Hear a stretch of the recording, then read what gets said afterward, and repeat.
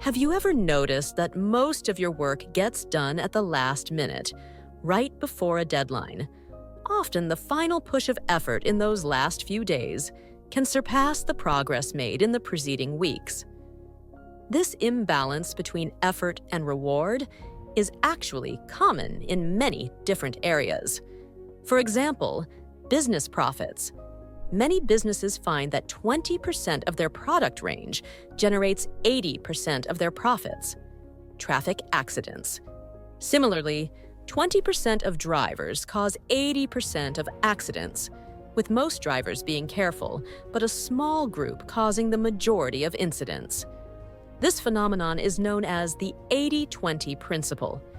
It suggests that 80% of the results come from 20% of the effort. In this video, I will tell you 6 key ideas from the book, The 80-20 Principle by Richard Koch. If you want to know the secret of achieving more with less effort, then this video is for you. With no further delay, let me begin with first idea. Imbalance is natural, not balance. Understanding the 80-20 principle. While people often expect the world to be balanced, imbalance is actually the natural state of things. Take language, for example. Sir Isaac Pitman discovered that around 700 common words make up 2/3 of everyday conversation. When including their derivatives, that number rises to 80%. This means that less than 1% of the words in the English language account for the majority of what we say. Imbalances arise due to feedback loops, where even tiny differences are amplified over time. For instance, if you have multiple goldfish of similar size in a pond, the slightly larger ones will eat more, grow faster, and gain an even bigger advantage. This cycle continues, leading to substantial differences in size over time. While such imbalances are natural, they are often perceived as unfair. A prime example is the uneven distribution of wealth, where 20% of the population owns 80% of the wealth, which many people view as social injustice. This perception of unfairness stems from the assumption that effort and reward should always be in a 1-to-1 ratio. However, the 80-20 principle shows that not all efforts produce equal rewards. Some actions lead to greater outcomes, while others have a smaller impact. Second idea, applying the 80-20 principle to improve efficiency in your professional life. You might be wondering how the 80-20 principle applies to your own life. Here's how it can transform your work habits. If you're achieving 80% of your results with just 20% of your effort, it means that 80% of your work is highly inefficient. Think about it. If you could eliminate the wasteful time and focus on the productive 20%, your overall results would improve dramatically. Imagine replicating the last-minute surge of productivity that happens right before a deadline and maintaining that level of efficiency throughout the entire project. By doing so, you'd reduce time spent on low-impact tasks. You can enhance your efficiency by analyzing your work habits. For example, during the initial stages of a project, you might waste time overthinking every potential mistake. Recognizing this behavior helps you consciously avoid unnecessary rumination and focus on what truly matters. By identifying and addressing these inefficiencies in your process, you can drastically improve your productivity and achieve more with less effort. Third idea, using the 80-20 principle to boost business productivity.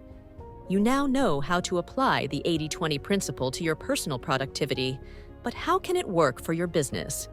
Here's how you can implement it effectively.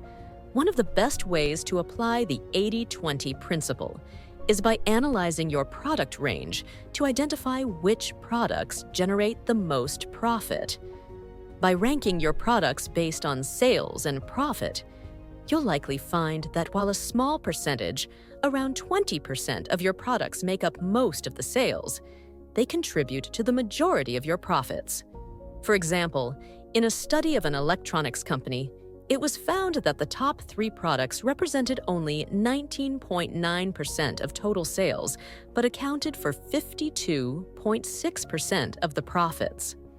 Once you've identified the 80-20 split, focus your resources on amplifying the potential of the profitable 20%.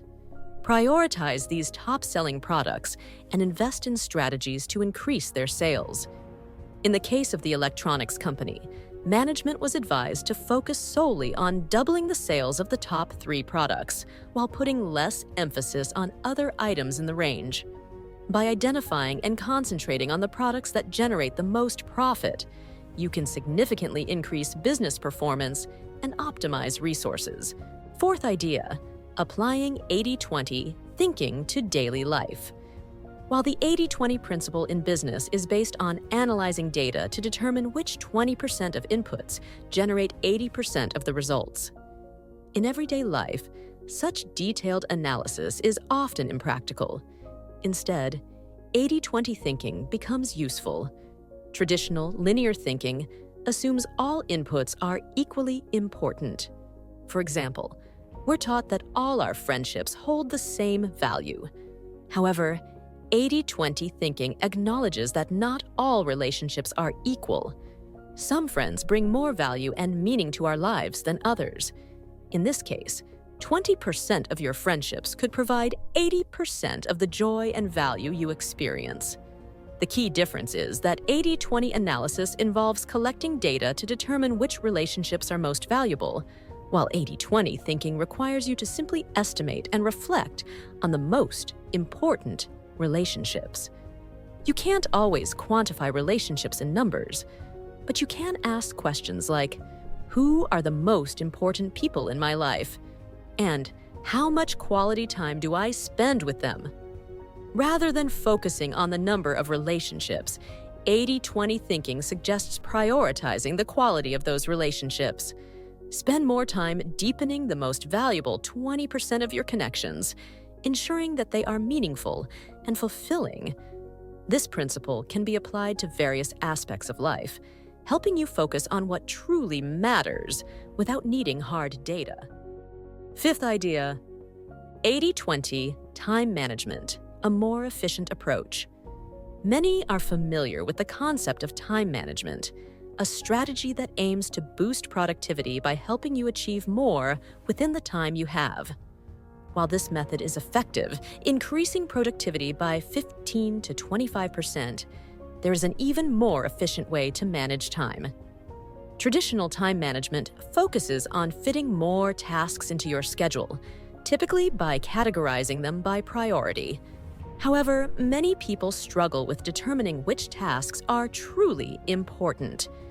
As a result, they label 60 to 70% of their to-do list as high priority, leading to overloaded schedules and longer working hours, which can cause burnout. An alternative is the 80-20 time management, also known as the time revolution. This approach emphasizes identifying the 20% of tasks that contribute to 80% of your results. By focusing on these high-impact tasks, you avoid wasting time on less important activities. For example, in his consulting firm, the author found that they achieved greater success without extra effort by focusing on the most critical 20% of clients' issues. Unlike other firms, which tried to tackle many problems with little depth, this focused approach allowed the team to spend additional time helping clients implement recommendations, leading to better outcomes and increased profits. This method of time management enables you to free up time and work more effectively without diminishing the quality or impact of your results. By focusing on what matters most, you can achieve greater productivity and reduce the risk of burnout. Sixth idea, improving your happiness with the 80-20 principle. Most people equate a good quality of life with overall happiness. However, many don't actively try to make changes that would increase their happiness. In fact, many individuals spend a lot of time doing things that make them unhappy, like working in jobs they find unfulfilling. To improve your happiness, begin by analyzing the sources of both happiness and unhappiness in your life. Ask yourself, which 20% of my life contributes to 80% of my happiness, and which 80% brings me little joy?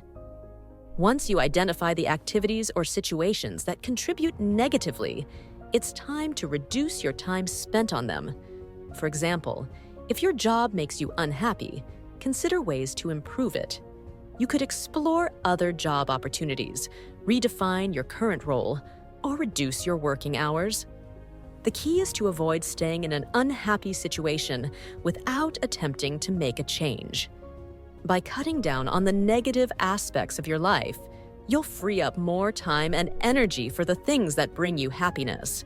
For instance, spending less time working can allow you to focus more on family, friends, and other fulfilling activities. Think about the 20% of activities that give you 80% of your happiness.